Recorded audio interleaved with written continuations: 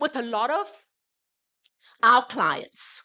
They want to open a site, and it's kind of a cart before the horse situation, where they say, I need a site, and we need to open in Potch, we need to open in Pretoria West, we need to open, and we need upfront fees to come in. We've got franchise opportunities available, and we need to get lots of franchises to bring in those fees.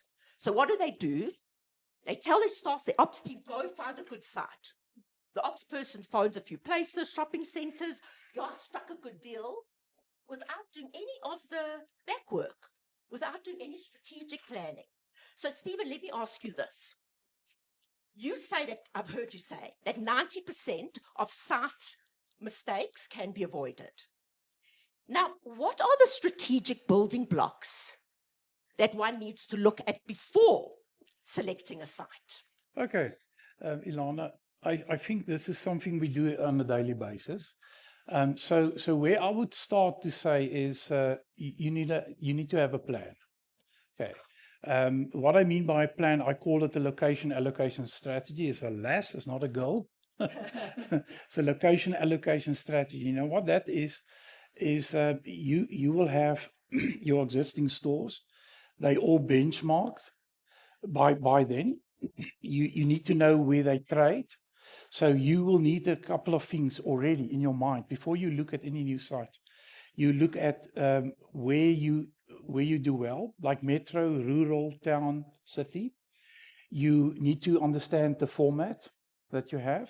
You need to have benchmarks for those formats. And then you must also understand the level of cannibalization that you will allow. And once you've got that in place, now then you start with your search for sites. You can't just say, well, this is available site, bring it on board. It's not how it works. Remember how it works in our industry. Data inform, fieldwork confirm, and experience interpret. So and that's the way how consulting actually is supposed to work. Now, within that framework, if somebody bring a site, then it must go through those filters. How is it fitting into my location allocation strategy nationally? Where is this the type of location that is in alignment? And how is it going to impact other stores that I might have in the area? And that's my short answer.